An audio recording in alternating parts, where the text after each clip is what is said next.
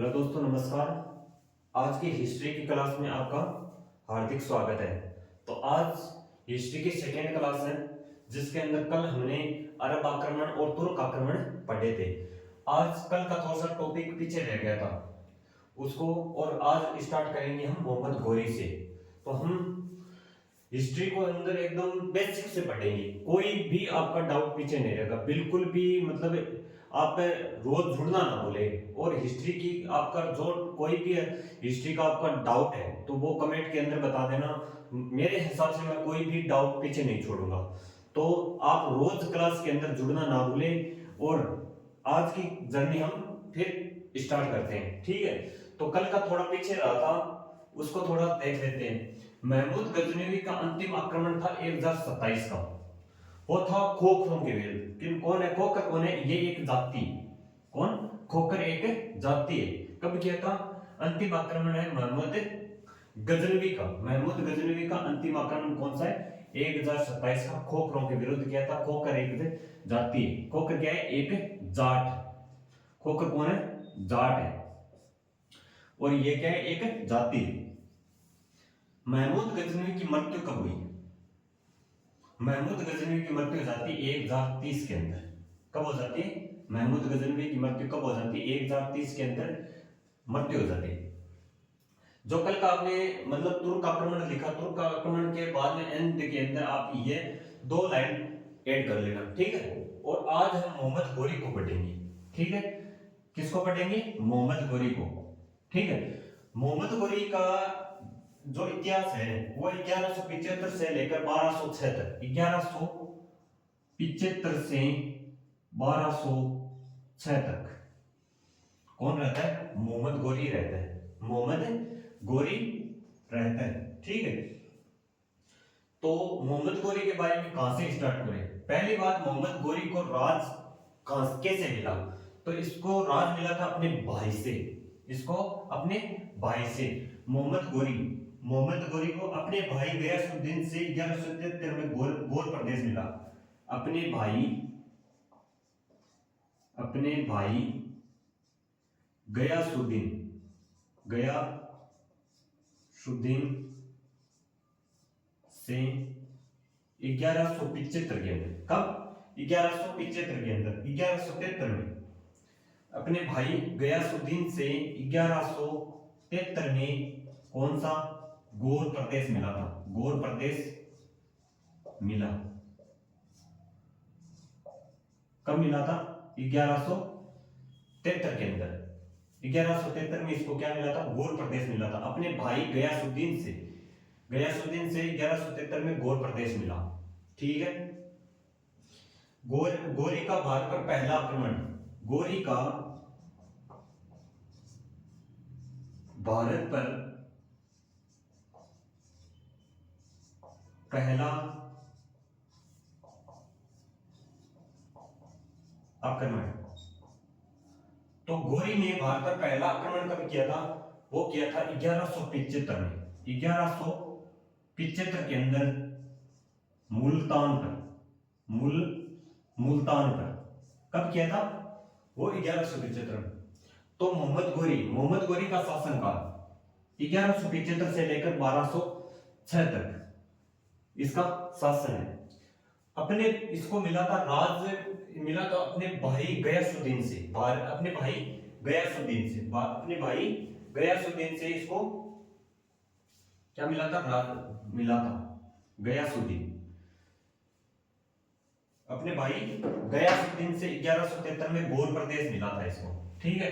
और गोरी का भारत पर पहला आक्रमण किया था गोरी ने भारत पर। वो किया था 1175 के अंदर मुल्तान पर किया था, ठीक है। मुल्तान पर किया था। और मुल्तान पर किस पर किया था? मुल्तान पर थी करमाती जाति। किस पर? करमाती जाति पर। करमाती जाति पर कौन थी? मुल्तान पर कौन है? करमाती जाति पर किया, ठीक है। और 1178 में गोरी ने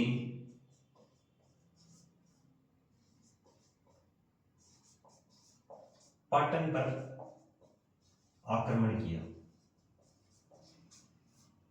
कहां पर किया था? पाटन। तो पाटन कहां पर पड़ता है? यह पड़ता है गुजरात के अंदर। यहां पर इसने क्या किया था? पाटन पर इसने क्या किया था? 1178 में आक्रमण किया था, 1178 में। और पाटन पर कौन था? पाटन है गुजरात के अंदर चालुक्य वंश, समझो ना, चालुक्य वंश। यहां पर कौन था? कौन राज कर रहे थे? चालुक्य वंश। यहां पर क्या रहते?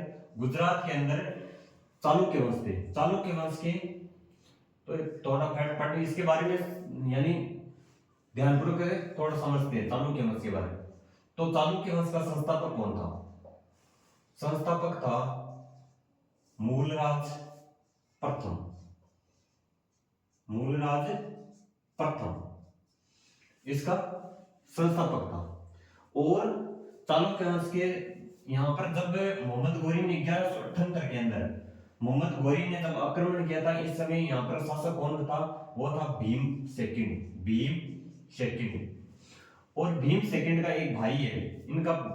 भीम सेकंड का भाई का नाम क्या है? मूलराज द्वितीय। कौन? मूलराज द्वितीय। ठीक है, मूलराज द्वितीय भीम। और यहां पर राज कौन कर रहा था? भीम सेकंड। ठीक है। और इन दोनों की माता का नाम क्या है? माता का नाम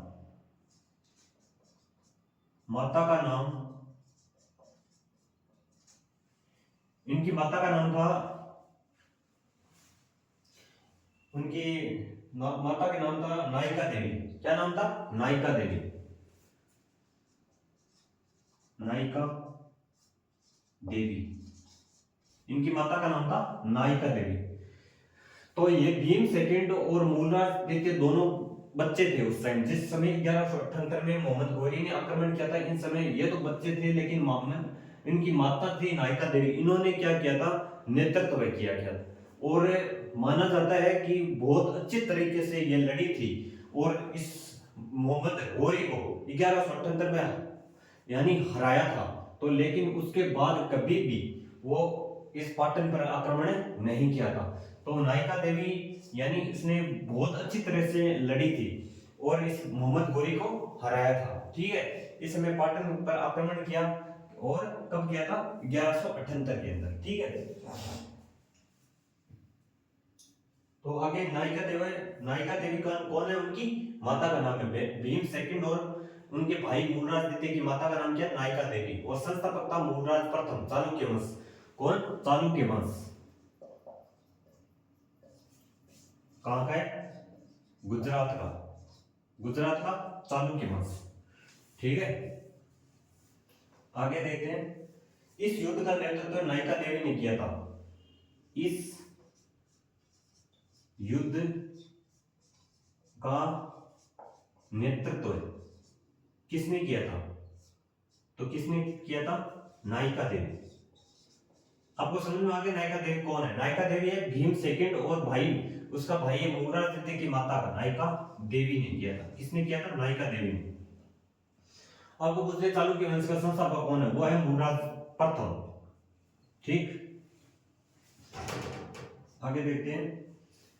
नायिका देवी, मूलराज और इन दोनों की माता का नाम है। और गुजरात के चालुक्य वंश के संस्थापक कौन था? मूलराज प्रथम। अब एक प्रश्न और बनता है, चालुक्य वंश की राजधानी। चालुक्य वंश राजधानी, तो राजधानी कौन सी थी? अनिलवाड़।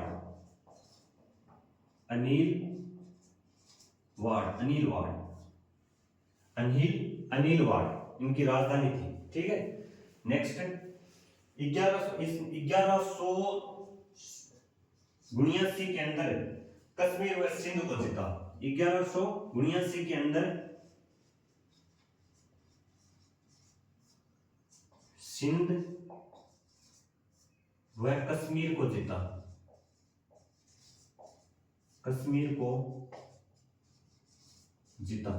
कब जीता? 1179 के अंदर, यानी 1179 के अंदर इसने क्या सिंध व कश्मीर को जीता था। और 1188 के अंदर पंजाब को जीता।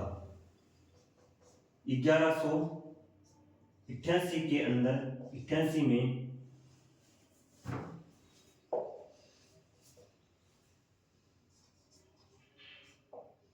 किसको? पंजाब को जीता, यानी बठिंडा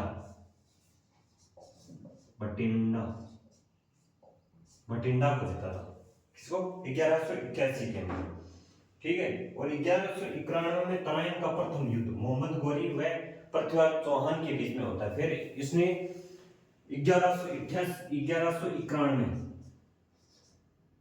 1191 में तराइन का प्रथम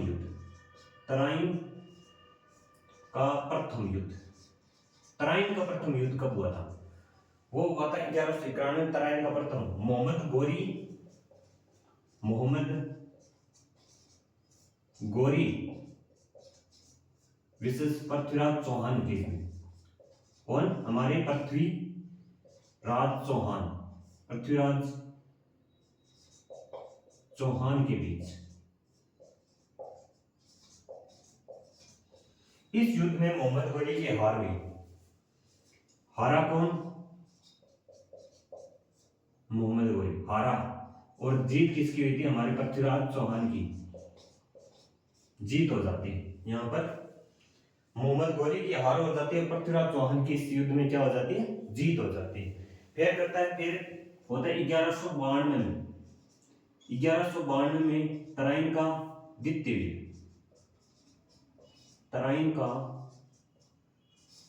द्वितीय युद्ध।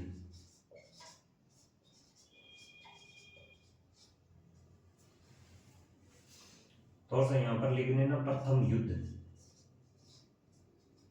और यहां पर द्वितीय युद्ध। वो किन के बीच होता है? ये भी मोहम्मद गोरी और विशेष पृथ्वीराज चौहान को ही पृथ्वीराज तरती कहते हैं, पृथ्वीराज चौहान।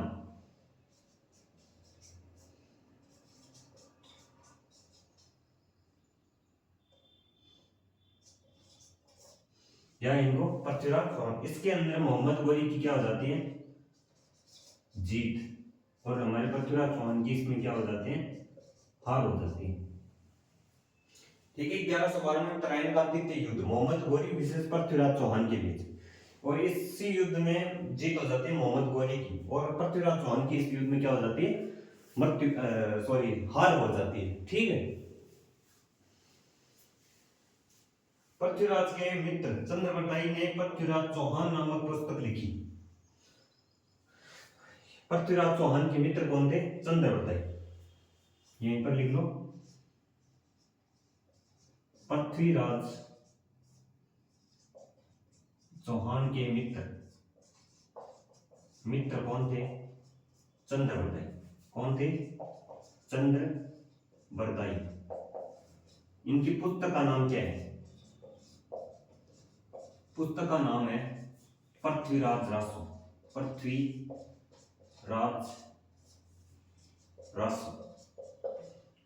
रासो पुस्तक किसने लिखी थी? चंद्रवरदाई ने लिखी। ठीक है। इतना कंप्लीट है। तो इनको एक बार हम रिवीजन करते हैं। महमूद गंजरी, ये तो हमने कल का थोड़ा सा ऐड करना था, कर लिया। मोहम्मद गोरी 1175 के अंदर गद्दी पर बैठा था और 1276 तक रहा था। अपने भाई गयासुद्दीन से 1173 में गौर प्रदेश मिला। गोरी का भारत पर पहला आक्रमण वो किया था 1175 के अंदर। कहां पर किया था? मुल्तान पर किया था। कहां पर किया था? मुल्तान पर। और 1178 में गोरी ने पाटन पर आक्रमण किया था। कब? 1178 के अंदर। लेकिन यहां पर वो असफल रहा था। कारण था कि चालुक्य वंश राज कर रहा था। कहां पर? गुजरात के अंदर। तो पाटन पर आक्रमण किया। तो पाटन पर कौन थे? वो थे भीम सेकंड और उसके भाई मूलराज ये दोनों भाई है। और वहां पर राज का किसका था? भीम सेकंड का। लेकिन भीम सेकंड क्या था? तो उस समय छोटा था, इसलिए उसका नेतृत्व, इस युद्ध का नेतृत्व किसने किया था? इनकी माता का नाम था नायका देवी। इस नायका देवी ने क्या किया था? इसका नेतृत्व किया था। और चालुक्य वंश की राजधानी थी अनहिलवाड़। राजधानी क्या है? अनहिलवाड़ थी। माता का नाम नायिका देवी और भाई का नाम क्या था? मूलराज द्वितीय। भीम सेकंड और मूलराज द्वितीय दोनों क्या है? भाई है। कौन है? दोनों भाई है। और संस्थापक था मूलराज प्रथम, चालुक्य वंश, गुजरात का। और फिर करता है यानी इस युद्ध का नेतृत्व नायिका देवी ने किया था। किसने? नायिका देवी। 1179 यानी 1179 के अंदर सिंध व कश्मीर को जीता। सिंध व कश्मीर को जीता था। सिंध व कश्मीर को जीता, ठीक। और 1188 के अंदर पंजाब को जीता। पंजाब को जीता था 1188 के अंदर। 1191 के अंदर तराइन का प्रथम युद्ध होता है। मोहम्मद गोरी और पृथ्वीराज चौहान के बीच में युद्ध होता है 1191 के अंदर। लेकिन इस युद्ध के अंदर मोहम्मद गोरी की हार हो जाती है और पृथ्वीराज चौहान की इसमें क्या हो जाती है? जीत हो जाती है। और 1192 के अंदर तराइन का द्वितीय युद्ध होता है, जिसके अंदर हमारे पृथ्वीराज चौहान की इसके अंदर क्या हो जाती है? हार हो जाती है। और मोहम्मद गोरी इस युद्ध को क्या कर लेता है? जीत लेता है, ठीक है। नेक्स्ट चलिए, क्या एक बार और रिवीजन करें तो अपने यानी मोहम्मद गोरी 1175 से 1206 तक रहता है। तो चलो आगे नेक्स्ट करते हैं।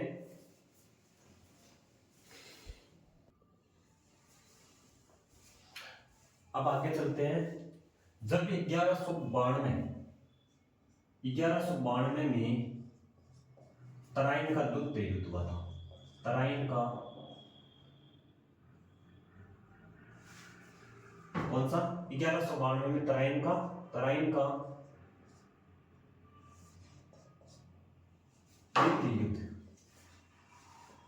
द्वितीय युद्ध। इस समय 1192 में तराइन का द्वितीय युद्ध हुआ। द्वितीय युद्ध इस समय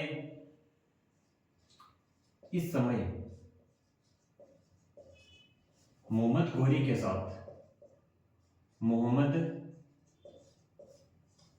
के साथ मोइनुद्दीन चिश्ती भारत आए थे। कौन आए थे? मोइनुद्दीन चिश्ती।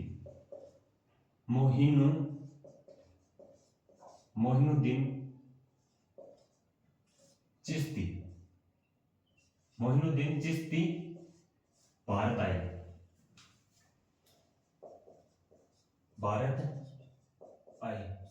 कौन है मोइनुद्दीन चिश्ती? ये एक सूफीवाद प्रवर्तक है। सूफी संत। कौन है ये? एक सूफी संत है। और इनकी दरगाह कहां पर है? इनकी दरगाह है अजमेर के अंदर। दरगाह कहां पर है? अजमेर। इनकी दरगाह कहां पर है? अजमेर के अंदर है, ठीक है। कौन आए थे? 1192 में जब द्वितीय युद्ध हुआ था तराइन का, इस समय मोहम्मद गोरी के साथ कौन आए थे? मोहम्मद गोरी के साथ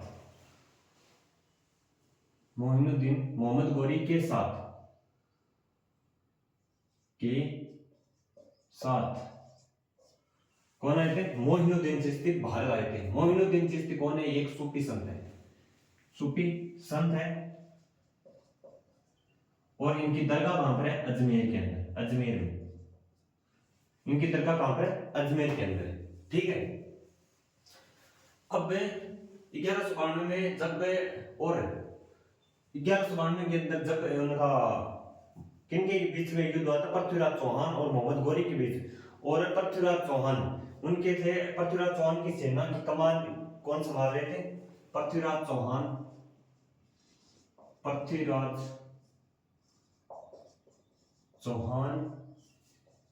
की सेना का कमान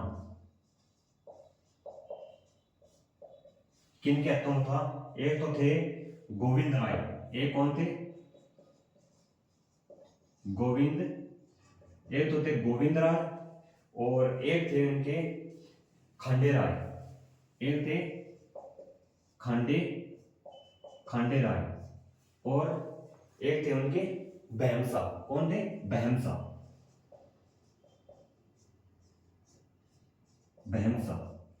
ये तीनों पृथ्वीराज चौहान की सेना का कमान है। ये तीनों कमान संभाल रहे थे। कमान किनके हाथों में थी? गोविंद राय, खांडे राय और बहमसा। इन तीनों के हाथों में क्या थी? पृथ्वीराज चौहान की सेना का कमान इन तीनों के हाथ में थी, ठीक है। थोड़ा हम पढ़ते हैं पृथ्वीराज चौहान के बारे में। किन के बारे में पढ़ते हैं? पृथ्वीराज चौहान के बारे में हम पढ़ते हैं। पृथ्वीराज चौहान।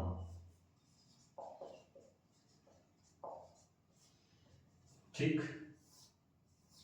तो पृथ्वीराज चौहान, उनके पिता का नाम क्या था? सोमेश्वर सिंह चौहान। पिता का नाम, पिता का नाम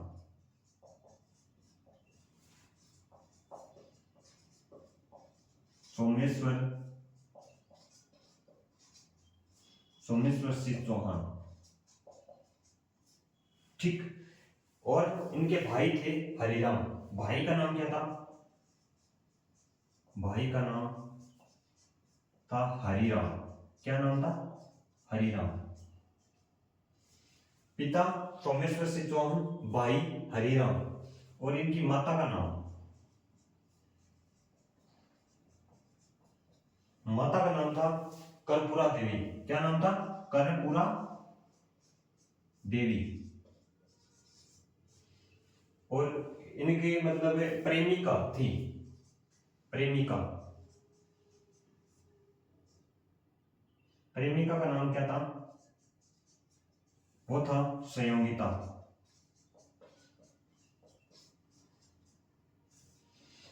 अब जब पृथ्वीराज चौहान 1191 में जब तराइन का प्रथम युद्ध हुआ था मोहम्मद गोरी और पृथ्वीराज चौहान के बीच में, तो 1191 के अंदर इसको यानी इसका पिता का नाम क्या? संयोगिता के पिता का नाम है राजा जयचंद, जो कन्नौज पर राज कर रहा था, राजा जयचंद। और उस यानी संयोगिता के पिता राजा जयचंद थे। जयचंद ने यानी इन जो ये क्या पृथ्वीराज चौहान इनसे प्रेम करते थे, तो पृथ्वीराज यानी जयचंद है ये पृथ्वीराज चौहान की मौसी का लड़का है।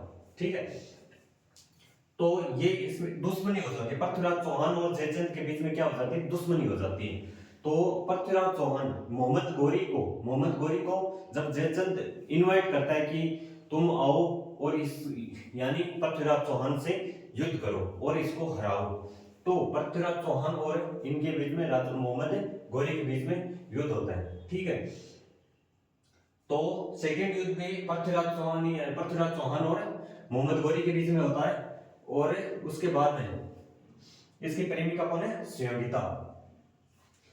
तो 1194 के अंदर इसी ने बुलाया था, राजा जयचंद ने बुलाया था, जयचंद के विरुद्ध ही फिर मोहम्मद गोरी इसको क्या कर देता है? आक्रमण कर देता है। तो 1194 लिखो, 1194 में 1194 चंदावर का युद्ध। कौन सा? चंदावर का युद्ध। चंदावर का युद्ध 1194 किन के बीच में होता? मोहम्मद गोरी और राजा जयचंद के बीच। मोहम्मद गोरी विशेष राजा जयचंद। राजा जयचंद कहां पर राज कर रहा था? कन्नौज। कन्नौज कहां पर पड़ता है? यूपी। ठीक, 1194 चंदावर का युद्ध मोहम्मद गोरी और राजा जयचंद के बीच में होता है।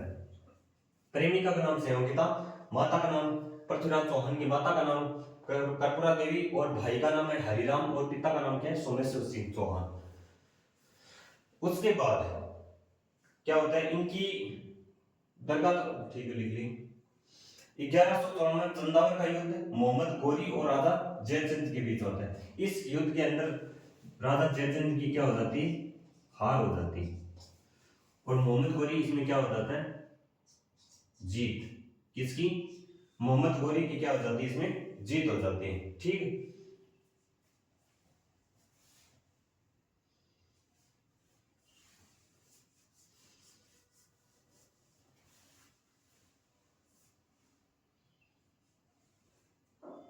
चलो आगे चलते हैं। अब राजा जयचंद है, राजा जयचंद किस वंश से थे? तो ये थे गहड़वाल वंश से। कौन से वंश से थे? गहड़वाल वंश से। मोहम्मद गोरी ने एकता प्रथा शुरू की। एक पॉइंट लिखना, मोहम्मद गोरी ने एकता प्रथा शुरू की। एकता प्रथा, आप सोचोगे एकता प्रथा क्या होती है? एकता प्रथा होती है जो सैनिक काम कर रहे हैं, कहां पर, जहां पर सैनिक होते हैं, मोहम्मद गोरी यानी सैनिकों को क्या देता है, सैनिक जब काम कर रहे हैं सैनिकों को क्या देता है, एक भूमि का टुकड़ा, यानी सैनिकों को क्या देना, भूमि का टुकड़ा, सैनिकों को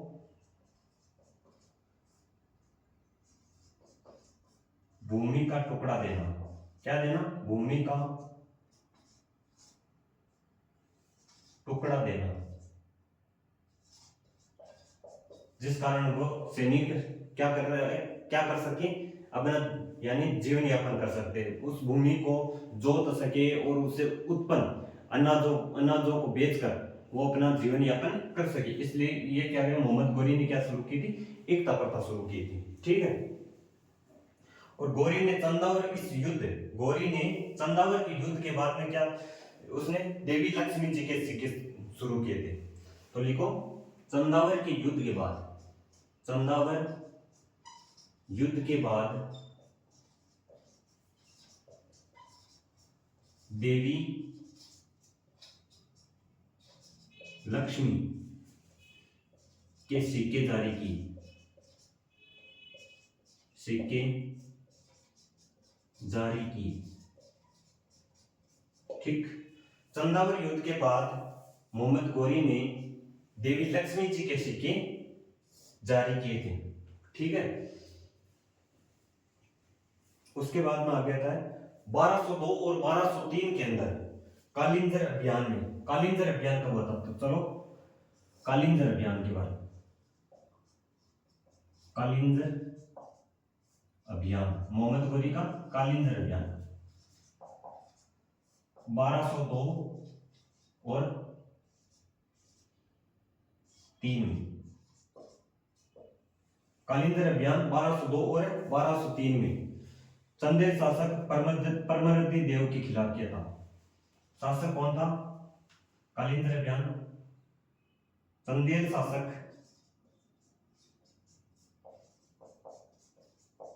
परमरदी देव,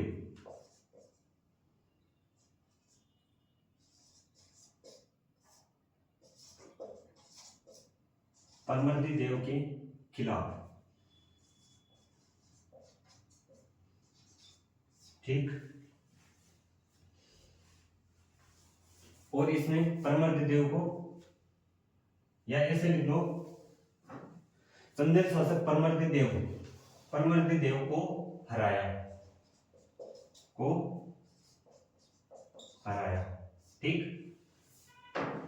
यानी चंदेल शासक परमरदी देव को हराया। और परमरदी देव के 2 सेनापति थे, उन 2 सेनापति का नाम क्या था, वो थे आला और उदल। 2 सेनापति थे,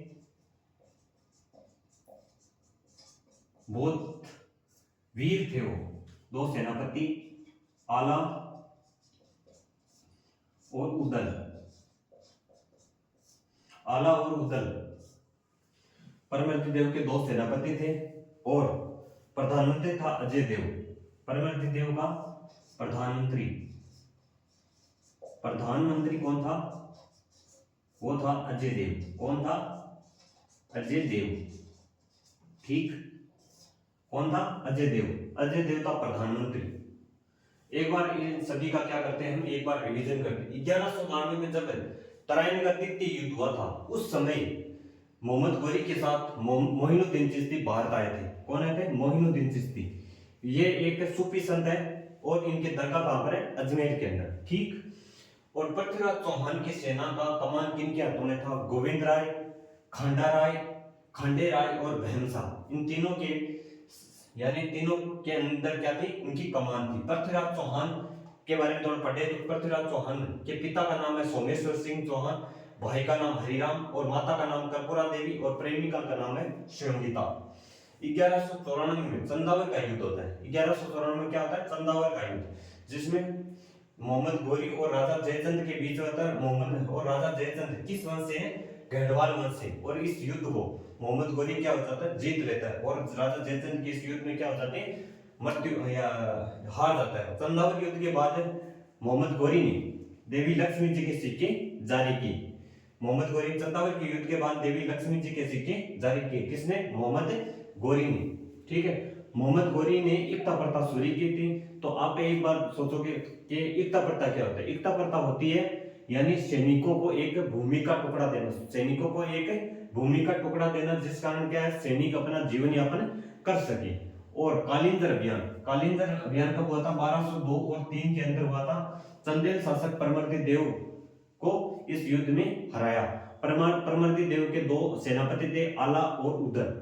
दो सेनापति का नाम क्या था? आला और उदल। और प्रधानमंत्री कौन था? अजय देव। अजय देव इनका क्या था? प्रधानमंत्री था। कालिंजर अभियान 1202 और 3 में चंदेल शासक परमर्दी देव को इसके युद्ध में हराया।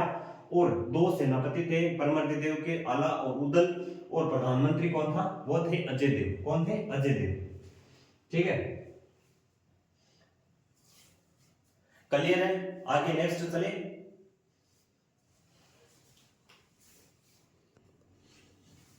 अब पढ़ते हैं हम गोरी का अंतिम अभियान। तो गोरी का अंतिम अभियान, अंतिम अभियान वो था अंतिम अभियान खोखरों के विरुद्ध। अंतिम अभियान तो किन के विरुद्ध था? वो था खोखरों के विरुद्ध। कब किया था? 1205 में खोखरों के विरुद्ध। खोखरों के विरुद्ध कब किया था? 1205 में। गोरी की मौत, गोरी की मृत्यु कब हुई? 1206 में। कहां पर हुई थी? दमयक, पाकिस्तान के अंदर। दमयक, पाकिस्तान। पाकिस्तान में इसकी क्या हो जाती है? मृत्यु हो जाती है। और मोहम्मद गोरी, इस गोरी की हत्या किसने की थी? वो की थी अली मर्दान ने। किसने? अली मर्दान ने इसकी क्या करती थी? गोरी की हत्या, गोरी की हत्या किसने की थी? वो की थी अली मर्दान, अली मर्दान ने। अली मर्दान ने इसकी क्या कर दी थी? हत्या कर दी। गोरी का अंतिम अभियान खोखरों के विरुद्ध कब? 1205 में। गोरी की मृत्यु कब हो जाती है? 1206 में हो जाती है। कहां पर होती है? दमयक, पाकिस्तान के अंदर।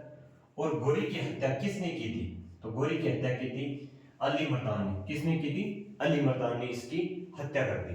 ठीक, गोरी की हत्या किसने की थी? अली मर्दान ने। अब गोरी का कोई आगे वंश था नहीं, क्योंकि गोरी ये खुद एक क्या था? दास था। क्योंकि इसको गोरी को गौर प्रदेश मिला था अपने भाई से, तो उसका कोई वंश नहीं था। तो इसके क्या थे? दास थे।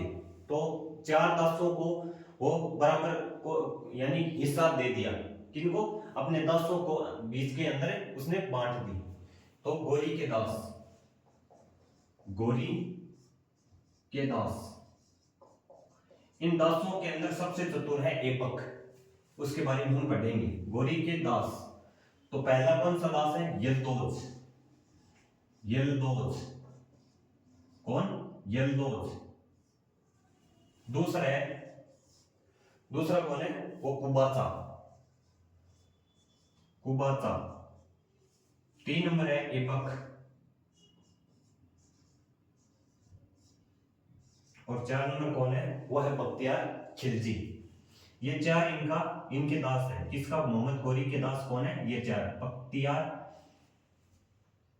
बख्तियार खिलजी, बख्तियार खिलजी, बख्तियार खिलजी, ऐबक, कुबाचा और यल्दोज। यल्दोज को क्या मिला था? यह मिला था गजनी। गजनी किसको मिला? गजनी यल्दोज के पास।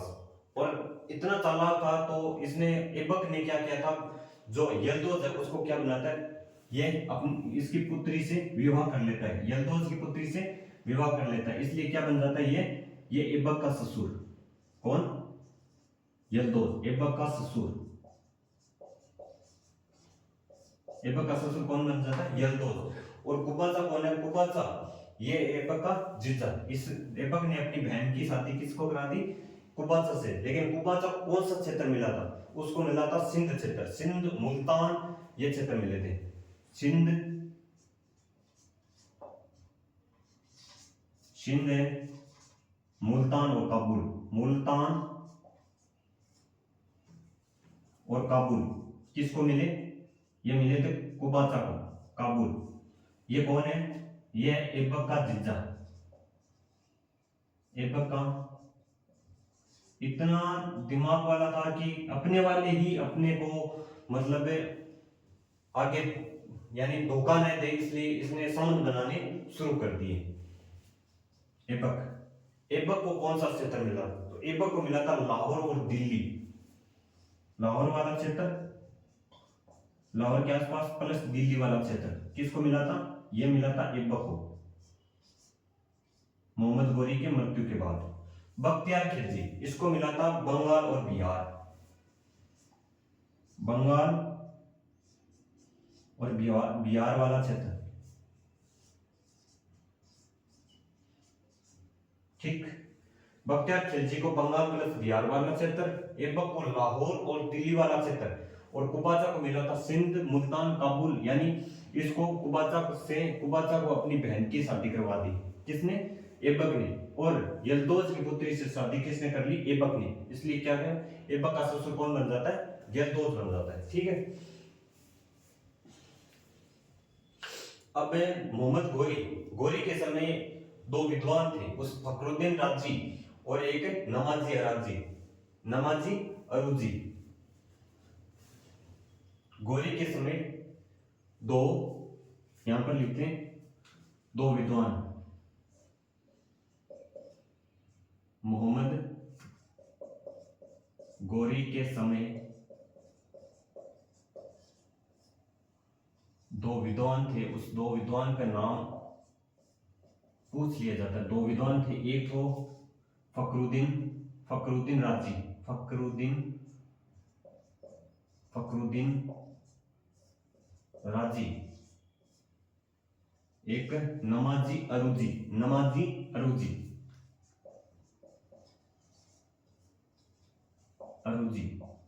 ये दो, इनके समय मोहम्मद गोरी के समय क्या थे? दो विद्वान थे, फखरुद्दीन राजी और नमाजी अरूजी। ठीक। अब पढ़ते हैं मोहम्मद गोरी यानी बख्तियार खिलजी। इसने बख्तियार खिलजी के बारे में इसने क्या किया था? जो बिहार के अंदर दो विश्वविद्यालय थे उसको नष्ट किया था। तो बख्तियार खिलजी के बारे में थोड़ा पढ़ते हैं। तो बख्तियार खिलजी ने यानी दो विश्वविद्यालयों को नष्ट किया था। यानी एक तो था नालंदा विश्वविद्यालय और एक विक्रमशिला विश्वविद्यालय और एक है मोदन्तपुरी विश्वविद्यालय जो बिहार के अंदर है। इन तीनों को इसने नष्ट किया था। तो बख्तियार खिलजी ने, तो बख्तियार खिलजी के द्वारा नष्ट किए गए विश्वविद्यालय।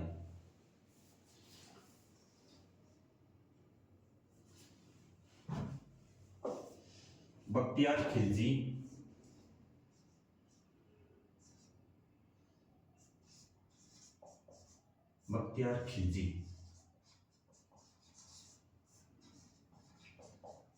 द्वारा नष्ट किए गए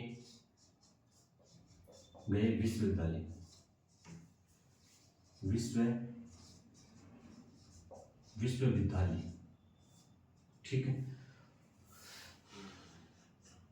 तो पहला था विक्रमशिला विश्वविद्यालय। विक्रमशिला विश्वविद्यालय को किसने नष्ट किया था? तो बख्तियार खिलजी। विक्रमशिला विश्वविद्यालय, विक्रमशिला विश्वविद्यालय को ध्वंस किया। किसने ध्वंस किया? वो किया था बख्तियार खिलजी ने। ठीक है। एक तरफ नालंदा विश्वविद्यालय को किसने ध्वंस किया था? नालंदा विश्वविद्यालय, प्रश्न बनता है ये नालंदा विश्वविद्यालय,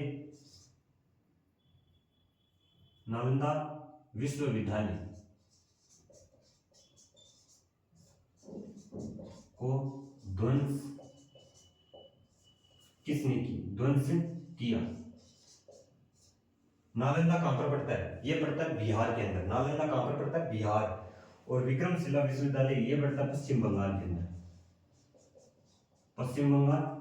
और नालंदा विश्वविद्यालय ये पड़ता है बिहार के अंदर, कहां पर, बिहार के अंदर। ठीक। 3 नंबर, ये भी एक बिहार का वो था, कौन सा, मोदनपुरी विश्वविद्यालय, मोदनपुरी पूरी विश्वविद्यालय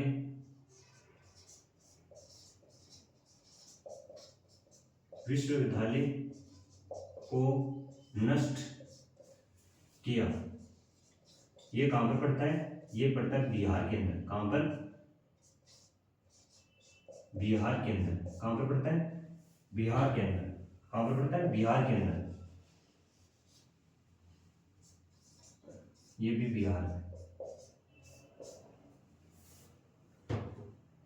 तो एक बार फिर देखते हैं, गोरी का अंतिम अभियान खोखरों के विरुद्ध कब किया था, 1205 में।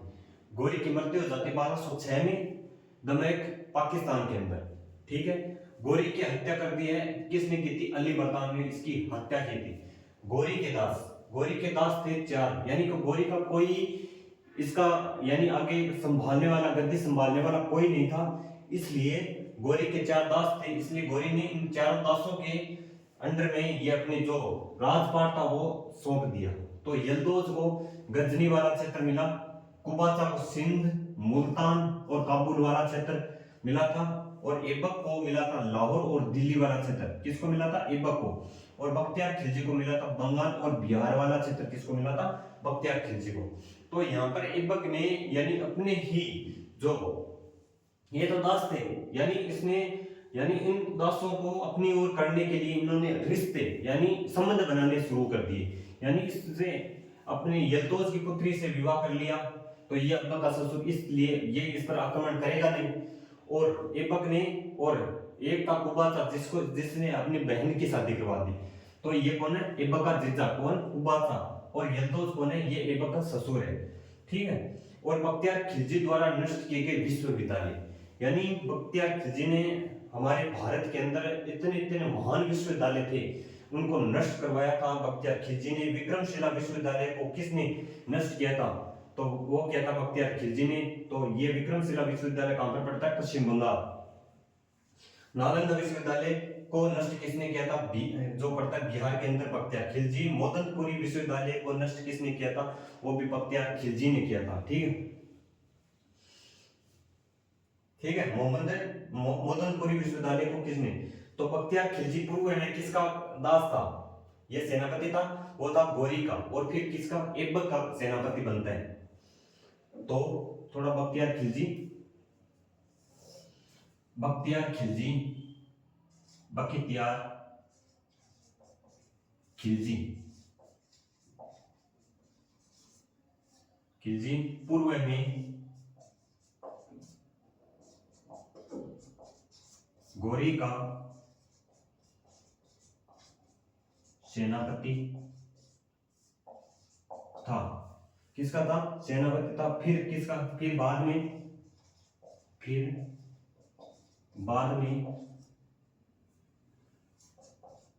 ऐबक का सेनापति बनता है। किसका बनता है, पहले तो किसका, मोहम्मद गोरी का सेनापति था। फिर क्या, बख्तियार खिलजी। पूर्व में तो मोहम्मद है यानी गोरी का, किसका था, गोरी का सेनापति था। फिर बाद में ऐबक का सेनापति होता है, सेनापति बनता है। ठीक है। बख्तियार खिलजी पूर्व में तो गोरी का सेनापति, क्योंकि गोरी के दास थे, गोरी की ये दास थे सारे, ये 4 दास जो महत्वपूर्ण थे। और इन्हीं के बीच में बख्तियार खिलजी पहले तो किसका रहता है, मोहम्मद गोरी का दास रहता है, उसके बाद में किसका, ऐबक का दास होता है। क्योंकि ऐबक यानी ऐबक आ जाता है गद्दी पर, कौन, ऐबक गद्दी पर आ जाता है, इसलिए ये इनके क्या हो जाते हैं, सेनापति हो जाते हैं। ठीक है। तो एक बार फिर इनका रिवीजन करते हैं। एक यानी गोरी, गोरी का अंतिम अभियान, गोरी का अंतिम अभियान खोखरों के विरुद्ध 1205 में। गोरी की मृत्यु हो जाती है 1206 में दमेक पाकिस्तान के अंदर। गोरी के समय दो विद्वान थे, फखरुद्दीन राजी और नमाजी अरूजी। गोरी के समय कौन कितने दो विद्वान थे, फखरुद्दीन राजी और नमाजी अरूजी। गोरी की हत्या किसने की थी? अली मर्दान ने की थी। कब की थी? 1206 में। गोरी के दास यल्दोज, कुबाचा, ऐबक और बख्तियार खिलजी। यल्दोज को गजनी वाला क्षेत्र मिला, कुबाचा को सिंध, मुल्तान और काबुल वाला क्षेत्र, और ऐबक को लाहौर और प्लस दिल्ली वाला क्षेत्र, और बख्तियार खिलजी को बंगाल वाला क्षेत्र, बंगाल और बिहार वाला क्षेत्र मिला था। तो बख्तियार खिलजी द्वारा नष्ट किए गए विश्वविद्यालय, विक्रमशिला विश्वविद्यालय को ध्वंस किसने किया था? पश्चिम बंगाल के अंदर पड़ता है, तो बख्तियार खिलजी। नालंदा विश्वविद्यालय को नष्ट किया और मदनपुरी विश्वविद्यालय को नष्ट किसने किया था? बख्तियार खिलजी ने। तो बख्तियार खिलजी पूर्व में तो गोरी का दास था और फिर बाद में किसका बन जाता है? ऐबक का दास बनता है। तो आज की क्लास हम यहीं तक करते हैं। कल पढ़ेंगे हम दिल्ली सल्तनत, जो कल दिल्ली सल्तनत स्टार्ट होती है 1206 से लेकर 1526 तक, और उसके बाद में मुगल काल आ जाता है, और उसके मुगल काल के बाद में धीरे धीरे हमारा आधुनिक भारत स्टार्ट हो जाता है। तो आज की क्लास आपको कैसी लगी? अगर अच्छी लगी है तो प्लीज चैनल को सब्सक्राइब जरूर करना और शेयर करना, और कमेंट के अंदर जरूर बताना कि आपको क्लास कैसी लगी। हम यानी कंप्लीट हिस्ट्री करेंगे, कोई भी पर्सन पीछे नहीं रहेगा। जैसे आज ये कर रहे हैं ना, कोई भी पर्सन पीछे नहीं रहे, इससे बाहर आपको कुछ नहीं जाएगा, एक भी पर्सन बाहर नहीं पड़ेगा, ये बात है। यानी जो मैं कंटेंट लेकर आऊंगा ना, कोई उससे बाहर नहीं जाएगा बिल्कुल भी। एसएससी का तो एक भी पर्सन बाहर नहीं जाएगा बिल्कुल, क्योंकि हिस्ट्री यानी बहुत डीपली मैं पढ़ा रहा हूं, कोई ज्यादा इतना भी नहीं है कि मैं ज्यादा गहराई से, यानी पर्सन जो लेवल रहता है ना उससे थोड़ा ज्यादा ही रखता हूँ। जो चाहे कि दिल्ली पुलिस हो या एसएससी हो, उसके अंदर जो हिस्ट्री पूछी जाती है ना, उससे मैं थोड़ा लेवल ज्यादा ही रखता हूँ, क्योंकि इससे बाहर एक भी पर्सन नहीं पड़ेगा। तो हमारी क्लासें लगभग 50 से 60 क्लास के आसपास होगी, तो उसके अंदर हम पूरी हिस्ट्री को कवर कर लेंगे। उसके बाद अब कल हम दिल्ली सल्तनत पढ़ेंगे। तो दिल्ली सल्तनत के अंदर हम यानी कौन सा खिलजी वंश है, कौन सा जगह, सारे जो लोधी वंश है, सब वंश को हम यानी पढ़ेंगे। तो उसके बाद में आधुनिक भारत आ जाएगा, यानी मुगल काल आ जाएगा, मुगल काल के बाद आधुनिक भारत, और फिर हम चलेंगे किसके? प्राचीन भारत के अंदर, प्राचीन हिस्ट्री के अंदर। ठीक है, प्राचीन हिस्ट्री के अंदर। तो इस तरह हम पूरा यानी कोई भी पर्सन आपका पीछे तो नहीं रहेगा। तो बता दीजिए आपको क्लास कैसी लगी। तो चैनल को, अगर आप नए हो तो चैनल को सब्सक्राइब जरूर करना। तो मिलते हैं फिर कल नई क्लास के साथ, तब तक के लिए जय हिंद, जय भारत, नमस्कार।